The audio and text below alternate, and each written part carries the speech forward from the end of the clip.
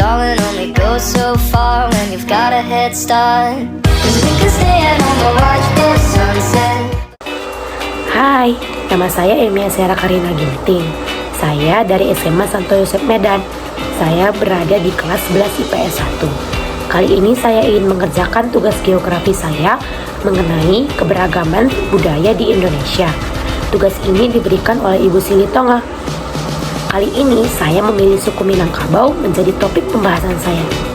Suku Minangkabau yang lazimnya kita dengar sebagai suku Minang merupakan suku yang berada pada Provinsi Sumatera Barat.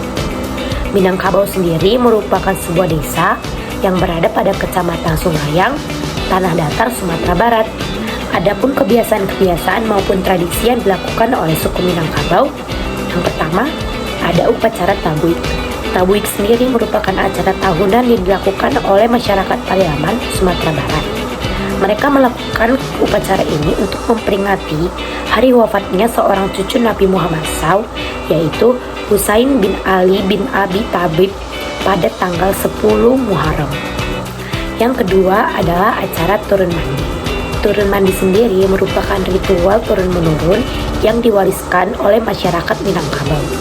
Tujuan dari dilaksanakannya turun mandi ini merupakan salah satu bentuk ucapan syukur kepada Yang Maha Kuasa atas kelahiran seorang bayi. Yang ketiga ada Batagak Penghulu.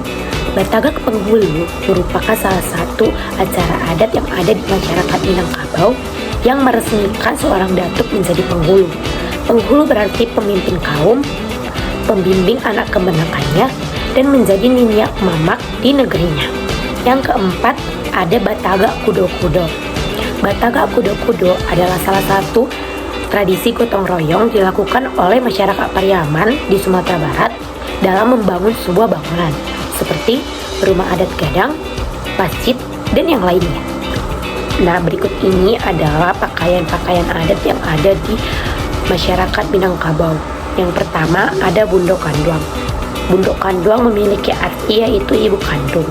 Maka biasanya yang memakai baju ini adalah para ibu atau para wanita yang sudah berumah tangga atau sudah menikah. Yang kedua ada pakaian adat penghulu. Umumnya pakaian adat penghulu ini digunakan oleh pria. Namun pada dulu kala pakaian adat penghulu ini hanya boleh digunakan oleh kepala suku karena ada tata cara khusus agar seorang pria tersebut dapat menggunakannya. Kelengkapan yang ada pada pakaian adat penghulu ini yaitu ada dastar, sarawa, sesamping, sandang, keris, dan tongkat. Yang ketiga ada pakaian pengantin. Pakaian pengantin Minangkabau dikenal dengan pakaian adat yang sangat elegan dan mewah dengan banyaknya corak emas. Salah satu aksesoris khas dari pengantin Minang adalah hiasan kepala anak daro atau pengantin perempuan yang biasa disebut dengan suntiang. Suntiang sendiri disusun dengan jumlah ganjil.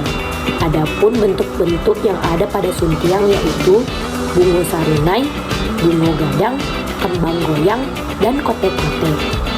Bungo sarunai disusun dari 5 sampai 7 lapisan. Bungo gadang disusun dari 3 sampai 5 lapisan. Kembang goyang merupakan hiasan paling atas dari suntiang dan yang menjuntai ke bawah disebut dengan kote-kote. Rumah adat suku Minangkabau disebut dengan rumah gadang. Rumah gadang berbentuk segi empat memanjang dan membesar ke atas seperti membentuk trapesium. Di atasnya terdapat gonjong atau yang disebut tonjolan yang berjumlah 2-7 tonjolan runcing seperti tanduk kerbau. Rumah adat gadang dibuat dengan bentuk berkolong agar menghindari penghuninya dari serangan hewan buas. Rumah gadang ini dibentuk dari bentangan utara sampai selatan untuk melindungi penghuninya dari sinar matahari dan angin secara langsung. Makanan khas dari suku Minangkabau adalah rendang. Rendang merupakan olahan daging sapi yang dimasak dalam proses yang lama menggunakan suhu yang rendah. Biasanya prosesnya bisa mencapai waktu hingga berjam-jam, hingga menghasilkan olahan daging yang berwarna hitam pekat dan dedang. Berikut ini adalah keunikan dari suku Minangkabau. Yang pertama, Orang suku Minangkabau suka merantau. Mereka suka merantau untuk menyambung hidup. Mereka menganggap merantau itu adalah suatu usaha untuk memberantas kemiskinan. Biasanya, mereka merantau tidak membawa modal uang, melainkan kegigihan dan keuletan. Orang Minangkabau sendiri biasanya melakoni kegiatan seperti berdagang. Yang kedua, orang Minangkabau menggunakan garis keturunan matrilineal. Maksudnya, setiap keluarga menarik garis keturunan dari ibu. Berarti mereka mengambil suku dari ibunya. Di dalam suku Minangkabau terdapat dua warisan secara turun-temurun. Yang pertama, harta warisan pusaka tinggi dan harta warisan pusaka rendah. Biasanya, harta pusaka warisan tinggi ini akan diturunkan kepada anak perempuan. Anak laki-laki tidak akan mendapatkan harta warisan pusaka tinggi, tetapi mereka harus mengusahakannya. Yang ketiga, ada Bataga Panggulu. Bataga Panggulu adalah salah satu upacara adat dalam pengesahan seorang penghulu yang dilakukan biasanya dari 3-7 hari dengan pemotongan kerbau. Biasanya akan dilakukan dengan secara meriah dan diiringi oleh musik-musik. Seperti yang kita ketahui, suku Minang sangat memprioritaskan garis keturunan berdasarkan ibu, dan mereka sangat menjunjung tinggi harkat dan martabat anak perempuan. Oleh karena itu, pantangan sangat banyak dipantangkan untuk anak perempuan. Yang pertama, anak gadis dilarang untuk memakan leher ayam. Kenapa? Karena dipercaya ketika mereka memakan leher ayam pada saat mereka menikah dan pada saat mereka memakai suntiang, dipercaya akan membuat kepala mereka akan miring.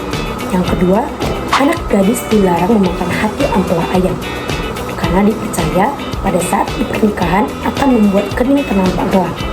Yang ketiga, dilarang minum dari tutup botol. Kenapa? Karena dengan minum dari tutup botol dipercayai akan membuat kinerja otak akan lambat untuk bekerja. Sekianlah video yang dapat saya sampaikan mengenai suku Minangkabau. Saya mohon maaf jika ada salah dalam penyampaian kata. Sekian dan terima kasih.